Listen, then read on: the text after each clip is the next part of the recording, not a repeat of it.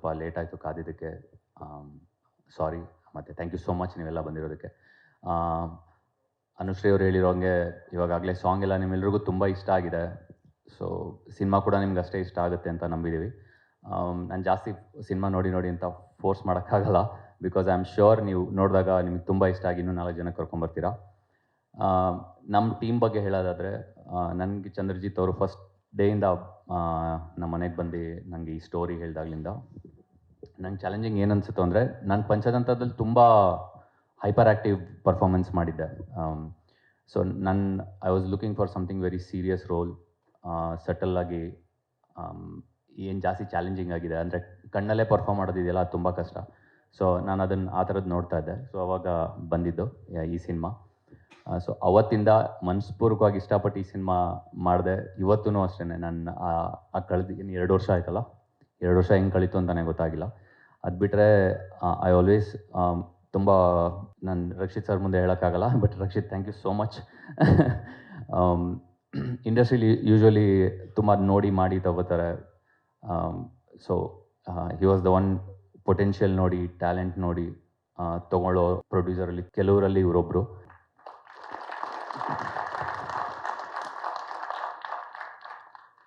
So ನಾನು ರಕ್ಷಿತ್ ಅವ್ರಿಗೆ ಹೇಳಿದ್ದೆ ಫಸ್ಟ್, ಅವರು ನನ್ನ ತೊಗೊಂಡಾಗ ನಾನು ಮೆಸೇಜ್ ಹಾಕಿದ್ದೆ. ಏನು ಮೆಸೇಜ್ ಹಾಕಿದೆ? ನಾನು that you will never regret my performance ಅಂತ ಹಾಕಿದ್ದೆ. ನೋ, ನಾನು ಅವ್ರು ಜ್ಞಾಪಕ ಕಟ್ಕೊಂಡಿದ್ದಾರೆ ಇಲ್ಲೋ ಅಂತ ಕೇಳಕ್ಕೆ ಅವರು ನೋಡಿದೆ ಅಷ್ಟೇ. ಸೊ ಐ ಹೋಪ್ ನಾನು ಅದನ್ನು ಕೊಟ್ಟಿದ್ದೀನಿ ಅಂತ. ಇನ್ನು ಚಂದ್ರಜಿತ್ ಅವರು ಹೇಳಿದಾಗೆ ಅದನ್ನು ಇಡೀ ಸಿನಿಮಾ ಅವ್ರು ಎಲ್ಲದಕ್ಕೂ ಇನ್ವಾಲ್ವ್ ಆಗ್ತಾಯಿದ್ರು, ಎಲ್ಲದಕ್ಕೂ ತಲೆ ಕೆಡಿಸ್ಕೊಳ್ತಾಯಿದ್ರು. ಕಾಸ್ಟ್ಯೂಮಿಂದ ಹಿಡಿದು ಪ್ರತಿಯೊಂದೂ, ಅಂದರೆ ಓಡಾಡ್ಕೊಂಡು ಚಿಕ್ಕ ಮಗು ಆಟ ಮಾಡಿ ತೊಗೊಳುತ್ತಲ್ಲ, ಆ ಥರ ಎಲ್ಲರ ಹತ್ರ ತೊಗೋತಾಯಿದ್ರು. ಅದು ಬಿಟ್ಟರೆ ಈ ಸಿನಿಮಾದ ಟ್ರೂ ಹೀರೋಯಿನ್ ಅಥವಾ ಪ್ರೊಟಾಗನಿಸ್ಟ್ ನೀವೇನು ಹೇಳ್ತೀರಾ, ಈ ಸಿನಿಮಾ ಪ್ರತಿಯೊಬ್ಬರಿಗೂ ಗೊತ್ತು. ಇದು ನಿಜವಾದ ಹಕ್ಕು, ನಿಜವಾದ ಇದೆಲ್ಲ ಕೊಡ್ತಾರೋ ನೀವು ಕಾಂಪ್ಲಿಮೆಂಟ್ಸ್, ಅದು ನಿಜವಾಗ್ಲೂ ರೈಟ್ಸ್ ಇರೋದು ಸಿನಿಮಾಟೋಗ್ರಫರ್ಗೆ ಮತ್ತು ಮ್ಯೂಸಿಕ್ ಡೈರೆಕ್ಟರ್ಗೆ. ಅದೆಲ್ರಿಗೂ ಗೊತ್ತು. ಇಲ್ಲಿ ನಮಗೆಲ್ಲ ಹೆಂಗೆ ಅಂದರೆ ಆ್ಯಕ್ಟರ್ಸ್ಗೆ ಡೈರೆಕ್ಟರ್ ನಿಂತ್ಕೊಂಡೆಲ್ಲ ಹೇಳ್ಕೊಡ್ತಾಯಿದ್ರು ಹಿಂಗೆ ಇಷ್ಟಿಷ್ಟೇ ಅಂತ. ಸೊ ನಮಗೆ ಗೊತ್ತಿತ್ತು ನಮ್ಗೆ ಇಷ್ಟೇ ಲಿಮಿಟ್ಸು, ಇಷ್ಟರಲ್ಲಿ ಮಾಡಬೇಕಂತ. ಬಟ್ ಒಬ್ಬ ಡೈರೆಕ್ಟರ್ ವಿಷನ್ನ ಮ್ಯಾಚ್ ಮಾಡಿ ಆ ವೇವ್ ಲೆಂತ್ಗೆ ಅದನ್ನು ಅವ್ರ ತಲೆಯಲ್ಲಿರೋದನ್ನು ಆಚೆ ಎಕ್ಸಿಕ್ಯೂಟ್ ಮಾಡೋದಿದೆಯಲ್ಲ, ಅದಕ್ಕೆ ಸಿನಿಮಾಟೋಗ್ರಫರ್ ಮತ್ತು ಮ್ಯೂಸಿಕ್ ಡೈರೆಕ್ಟರ್ದು ತುಂಬ ಸಾಥ್ ಬೇಕಾಗುತ್ತೆ. So thank you so much Srivatsan sir and Gagan sir, thank you so much.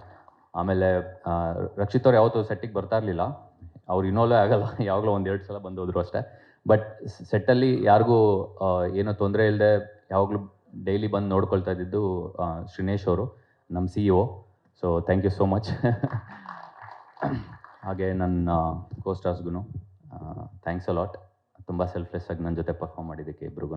So ಅಷ್ಟೇ. ಸೊ ಸಿನಿಮಾ ನೋಡಿ ಹೀಗೆ ಸಪೋರ್ಟ್ ಮಾಡ್ತೀರಿ. ಈ ಥರ ಪೊಟೆನ್ಷಿಯಲ್ ಆ್ಯಕ್ಟರ್ಸ್ಗೆ, ಪೊಟೆನ್ಷಿಯಲ್ ರೈಟರ್ಸ್ಗೆ.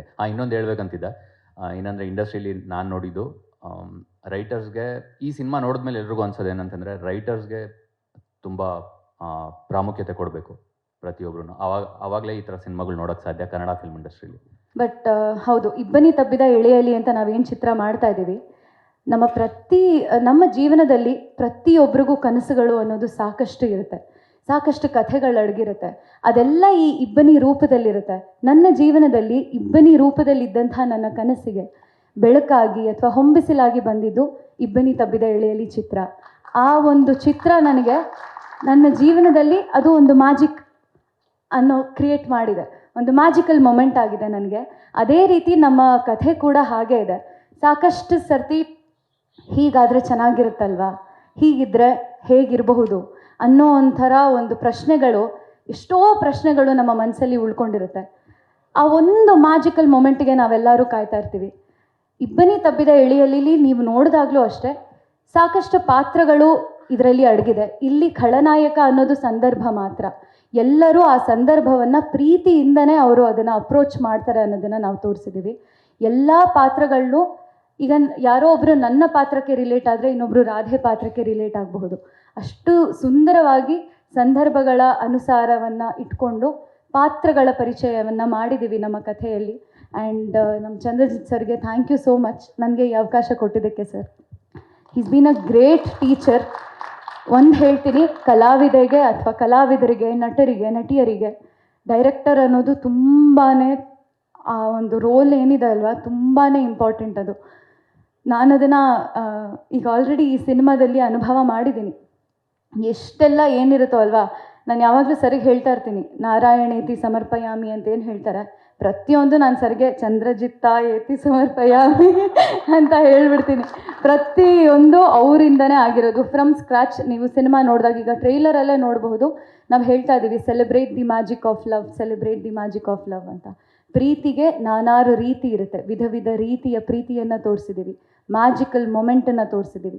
ಆಚರಣೆಯನ್ನು ಹೇಗೆ ಮಾಡಿದ್ದೀವಿ ಸೆಲೆಬ್ರೇಷನಲ್ಲಿ ಅಂದರೆ ಅದು ಮ್ಯೂಸಿಕ್ನ ಮೂಲಕ ಮತ್ತು ವಿಜುವಲ್ ಟ್ರೀಟ್ಮೆಂಟ್ನ ಮೂಲಕ, ಜೊತೆಗೆ ಎಡಿಟರ್ನ ಮೆನ್ಷನ್ ಮಾಡಬೇಕಲ್ಲ, ಎಡಿಟರ್ ಅವರ ಮೂಲಕ ಈ ಒಂದು ಆಚರಣೆ ಆಗೋದಕ್ಕೆ ಕಾರಣ ಯಾವಾಗ ಆಗುತ್ತೆ, ಅಥವಾ ಈ ಆಚರಣೆ ಯಾವಾಗ ನೀವು ಆಚರಿಸಬಹುದು ಅಂದರೆ ನೀವೆಲ್ಲರೂ ಥಿಯೇಟರ್ಗೆ ಬಂದು ನೋಡಿದಾಗ, ಒಂದು ಥಿಯೇಟ್ರಿಕಲ್ ಎಕ್ಸ್ಪೀರಿಯನ್ಸ್ ಅಂತ ಏನು ಹೇಳ್ತೀವಿ, ಈಗ ಟ್ರೈಲರ್ ನೋಡಿದ್ರೇ ಬಹುಶಃ ನಿಮಗೆಲ್ಲ ಹಾಗೆ ಅನಿಸಿರ್ಬಹುದೇನೋ ಅಂತ ನಾನು ಭಾವಿಸ್ತೀನಿ.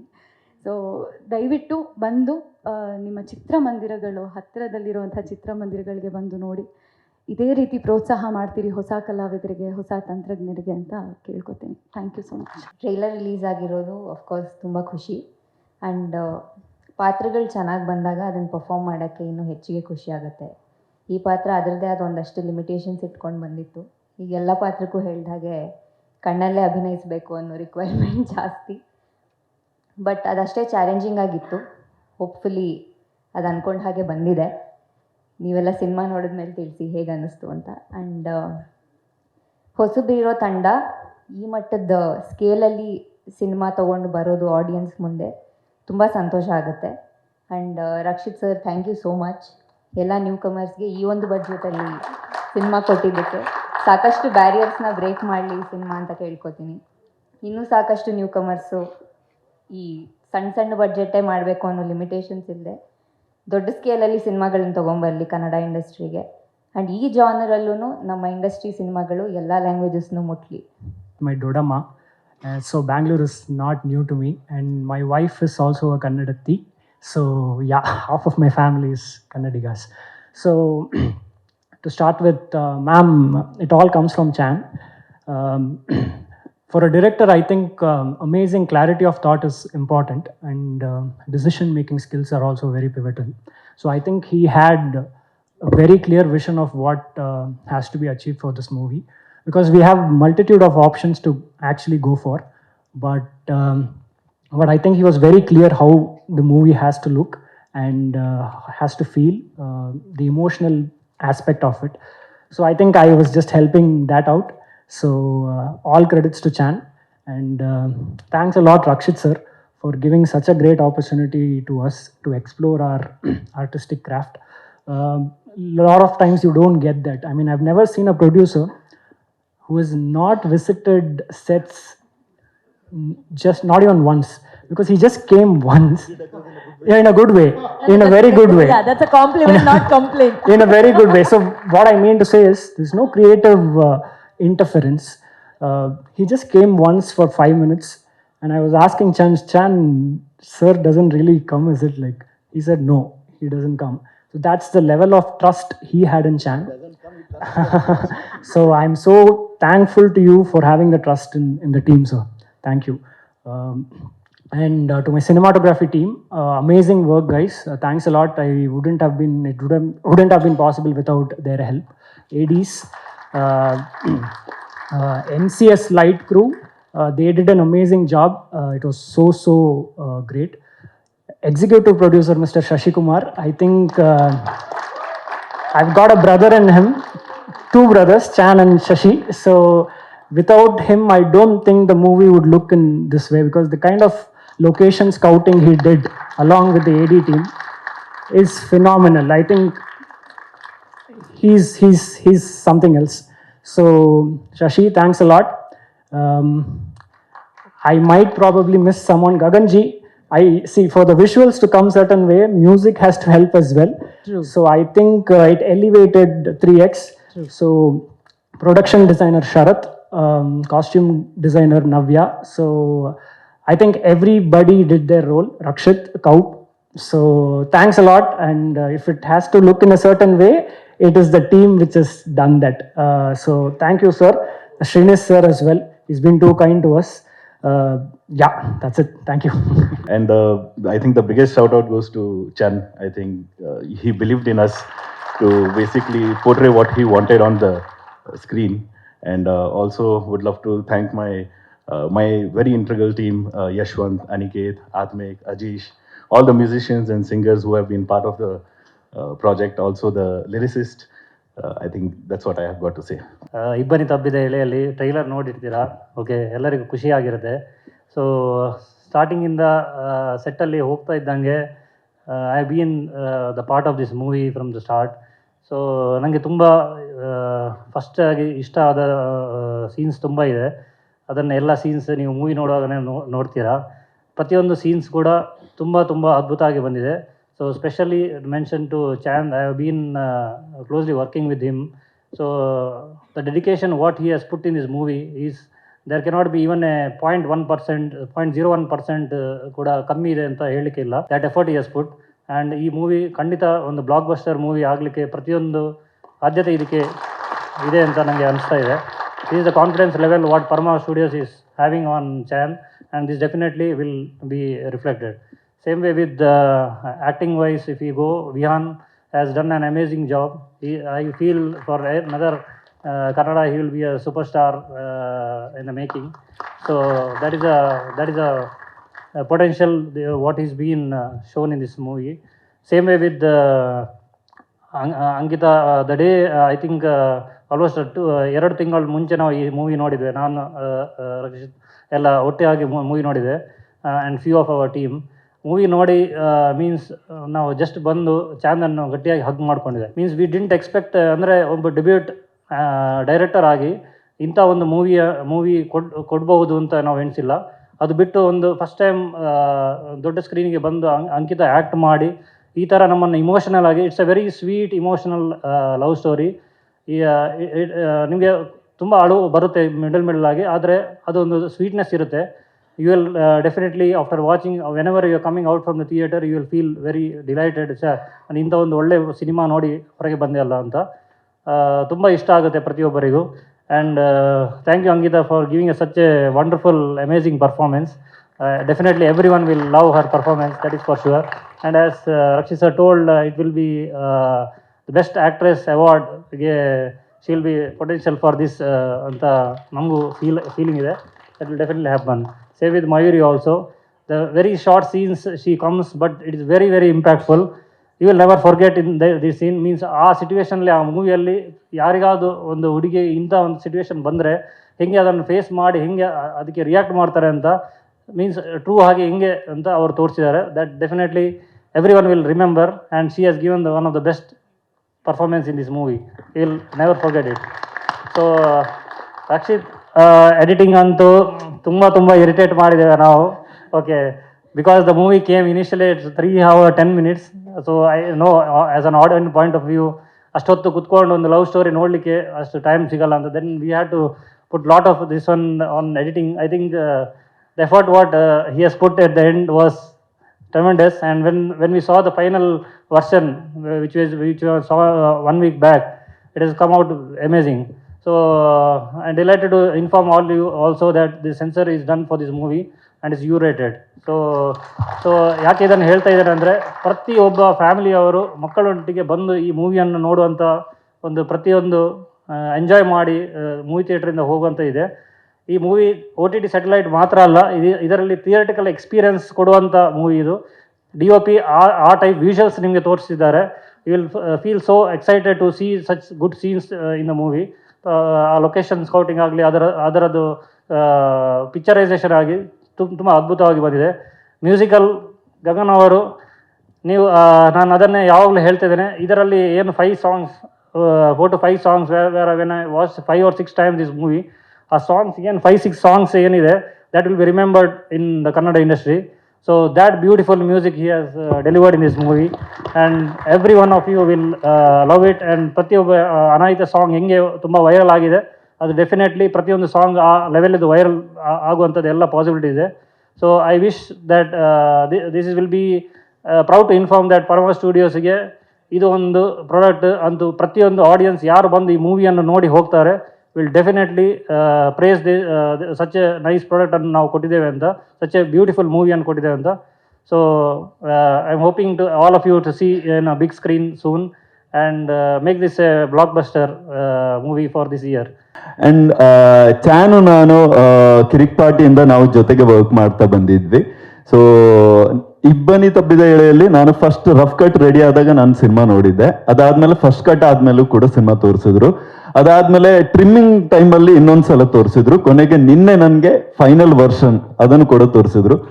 ಸೊ ಇಷ್ಟು ಟೈಮಲ್ಲಿ ನಾನು ನೋಡಿದಾಗ ಪ್ರತಿ ಸಲ ನನಗೆ ಆ ಸಿನಿಮಾ ಕೊಟ್ಟ ಎಕ್ಸ್ಪೀರಿಯನ್ಸು ಅದು ನನ್ನನ್ನು ಏನು ಸಿನಿಮಾವನ್ನ ತಬ್ಕೋಬೇಕು ಅನ್ನುವಷ್ಟು ಅದ್ಭುತವಾಗಿತ್ತು.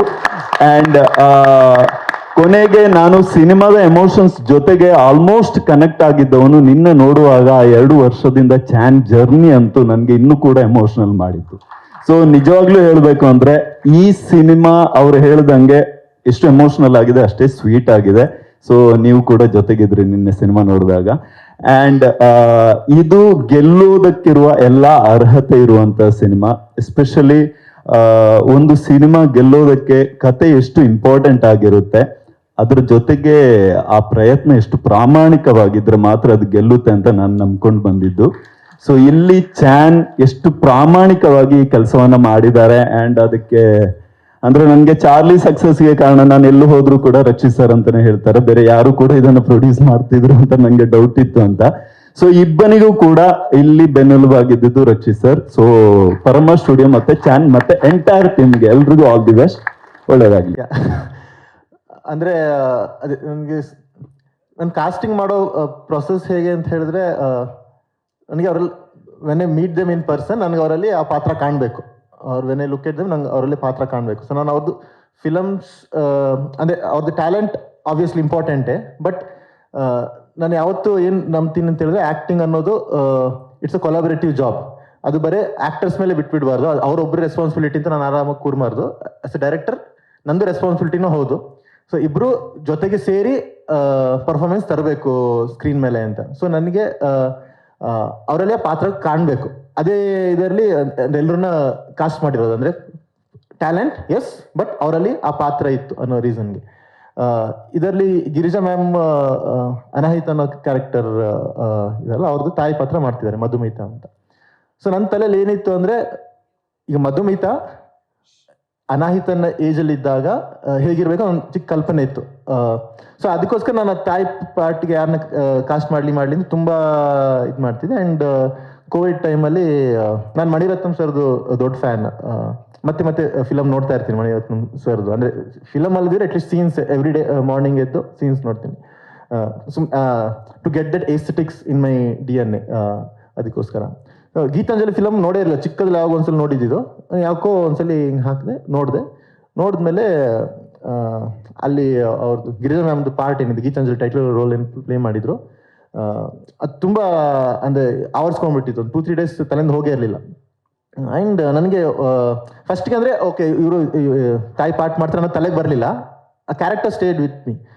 ನಾನು ಟ್ವಿಟರ್ಲಿ ಅವ್ರನ್ನ ಹುಡುಕ್ಬಿಟ್ಟು ಟ್ಯಾಗ್ ಎಲ್ಲ ಮಾಡಿ ಕಮ್ಯುನಿಕೇಟ್ ಮಾಡಿದೆ ಎಷ್ಟು ಚೆನ್ನಾಗಿ ಮಾಡಿದಾರ ಅಂತೆಲ್ಲ. And luckily she replied. ಆ ರಿಪ್ಲೈ ಮಾಡಿದ್ಮೇಲೆ ನನಗೆ ಸಡನ್ಲಿ ಇಟ್ಸ್ ಟಕ್ ಮೀ. ಅಂದರೆ ಹೌದಲ್ಲ, ಅಂದರೆ ಫಿಲಮಲ್ಲಿ ಇವ್ರು ಹಿಂಗೆ ಕ್ಯಾರೆಕ್ಟರ್ ಪ್ಲೇ ಮಾಡಿದಾರಲ್ಲ, ಅಂದರೆ ಮಧುಮಿತಾ ಅನಾಹಿತನ ಏಜಲ್ಲಿ ಇದ್ದಾಗ ಹಿಂಗೆ ಇದ್ಲಿ, ಸೊ ಇವರೇ ತಾಯಿ ಪಾರ್ಟ್ ಮಾಡಬೇಕು ಅಂತ. ಸೊ ಬಟ್ ಈಗ ನಾನು ಟ್ವಿಟರಲ್ಲಿ ಏನೋ ಡೈರೆಕ್ಟ್ ಮೆಸೇಜ್ ಮಾಡ್ಲಿಕ್ಕಾಗಲ್ಲ, because you was not following me. Public ಆಗಿ ಟ್ವೀಟ್ ಮಾಡಿ ಕೇಳೋಕ್ಕಾಗೋದಿಲ್ಲ. ಸೊ ತುಂಬ ಇದು ಮಾಡಿ ಲಿಂಕ್ಡ್ಇನ್ಲಿ ಒಂದು ಮೆಸೇಜ್ ಹಾಕಿದೆ. And then I got to know that ಅವರು ಅಂದರೆ ಇಂಡಸ್ಟ್ರಿ ಬಿಟ್ಟು 30 years ಎಲ್ಲ ಆಗಿತ್ತು ಅಂತ. And luckily she responded. So ನಾನು ಹೇಳಿದೆ ಈ ಥರ ಒಂದು ಪಾರ್ಟಿ ಮಾಡ್ತೀರಾ ಅಂತ. ಅವರು ಇಲ್ಲ, ನನ್ನ ಸಿನಿಮಾ ಬಿಟ್ಟು ಇಷ್ಟು ಟೈಮ್ ಆಗಿದೆ ಅಂತೆಲ್ಲ ಹೇಳಿದ್ರು. ನಾನು ಮ್ಯಾಮ್ ನೀವು ನೋ ಅಂತ ಹೇಳಿ, I can take your no, but script ಓದೋದೇ ನೋ ಅಂತ ಹೇಳಬೇಡಿ ಅಂತ ಹೇಳಿದೆ. ದಯವಿಟ್ಟು ಸ್ಕ್ರಿಪ್ಟ್ ಒಂದ್ಸಲ ಓದಿ, ಅಂದರೆ ಫುಲ್ ಓದಬೇಕು ಅಂತನಿಲ್ಲ, ಸ್ಟಾರ್ಟ್ ರೀಡಿಂಗ್. ನಿಮ್ಗೆ ಬೋರ್ ಆಯಿತು ಅಂದರೆ you can just leave it. ಅಥವಾ ಇಂಟ್ರೆಸ್ಟಿಂಗ್ ಅನ್ಸರ್ ಓದಿ ಮುಗಿಸಿದ್ಮೇಲೆ ನಿಮಗೆ ಪಾತ್ರ ಮಾಡಬೇಕು ಅಂತ ಅನ್ಸಿದ್ರೆ ಲೆಟ್ಸ್ ಡೂ ಇಟ್ ಅಂತ ಹೇಳಿದೆ. ಆ್ಯಂಡ್ ಲಕ್ಕಿಲಿ ಅವ್ರು ಒಪ್ಕೊಂಡ್ರು. ಆ್ಯಂಡ್ ದೆನ್ ಓದಿದ್ಮೇಲೆ ಮಾಡ್ತೀನಿ ಅಂತ ಹೇಳಿದ್ರು. And I was very excited. But challenge ಇತ್ತು, ಯಾಕಂದರೆ ಅವರು she is a British national. So ಅವರಿಗೆ ಲ್ಯಾಂಗ್ವೇಜ್ ಬರಲ್ಲ. ಸೊ ಆಲ್ಮೋಸ್ಟ್ ರಿಮೋಟ್ ವರ್ಕ್ಶಾಪೇ ಆಗ್ತಿತ್ತು. ಆಲ್ಮೋಸ್ಟ್ ವಿಡಿಯೋ ಕಾಲಲ್ಲೇ ಅಂದರೆ ವರ್ಕ್ಶಾಪ್ ನಡೀತಾ ಇತ್ತು. ಅವರು ಸಿನಿಮಾದ ಪ್ರತಿಯೊಂದು ಡೈಲಾಗ್ ಕನ್ನಡ ಡೈಲಾಗ್ ಕಲ್ತು ಒಂದು each word what does it mean ಅನ್ನೋದನ್ನ ಅರ್ಥ ಮಾಡ್ಕೊಂಡ್ರು. ಆ್ಯಂಡ್ ಪರ್ಫಾರ್ಮ್ ಮಾಡಬೇಕಾದ್ರೆ she perform with the emotion. ಅಂದರೆ ನಾನು ಕಂಪ್ಲೀಟ್ಲಿ ಡೈರೆಕ್ಟ್ರಿಗೆ ಆ ಆಪ್ಷನ್ ಕೊಟ್ಬಿಡ್ತೀನಿ. ಆ್ಯಂಡ್ ಅವ್ರು it's completely his call, because ಅದು ಕ್ರಿಯೇಟಿವ್ ಕಾಲ್ ಅದು. ಬಟ್ ಅದರ ನಂತರ ಓಕೆ ಸರಿ, ಇವಾಗ ಈ ಹೀರೋಗೆ ಈ ಸ್ಕ್ರಿಪ್ಟ್ ಈ ಡೈರೆಕ್ಟರ್ ಮಾಡಿದಾಗ, ಈ ಸ್ಟಾರ್ ಕಾಸ್ಟ್ ಎಲ್ಲ ಇದ್ದಾಗ ಇದನ್ನು ಈ ಬಜೆಟ್ನ ನಾವು ರಿಕವರ್ ಮಾಡೋಕ್ಕೆ ಆಗುತ್ತಾ ನಮ್ಮ ಕೈಯಲ್ಲಿ ಅನ್ನೋ ಒಂದು ಕಾನ್ಫಿಡೆನ್ಸ್ ಇದ್ಮೇಲೆ ಮುಂದುವರಿಯೋದು. ಅಲ್ಲ, ನೀವು ಅದೇ ತಾನೇ ಅಂದರೆ ಹಾಂ, ಮಾರ್ಕೆಟ್ ಹಿಂಗಿದೆ, ಇನ್ವೆಸ್ಟ್ ಮಾಡಿದ್ರೆ ಅಂದರೆ ಇನ್ವೆಸ್ಟ್ ಮಾಡೋ ಮುಂಚೆ ಯೋಚನೆ ಮಾಡ್ತೀರಾ ಅಂತ ಕೇಳಿದ್ರಲ್ಲ. ಹಾಂ, ಸೊ ನಾನು ಅದೇ ಒಬ್ವಿಯಸ್ಲಿ ಯೋಚನೆ ಮಾಡೇ ಮಾಡ್ತೀನಿ. ಬಟ್ ಅದೇ ನಾನು ಯಾವತ್ತು ಈ ಹೀರೋನ ಹಾಕ್ಕೊಳ್ಳಿ ಅಂತ ಆಪ್ಷನ್ಸ್ ಕೊಡ್ಬೋದು ಇಫ್ ದೇ ಆರ್ ಕನ್ಫ್ಯೂಸ್ಡ್. ಆ ಥರ ಇದ್ದಾಗ ಮಾತ್ರ ಆಪ್ಷನ್ಸ್ ಕೊಡ್ಬೋದು ಅಷ್ಟೇ, ಬಿಟ್ಟರೆ otherwise it's completely directors call.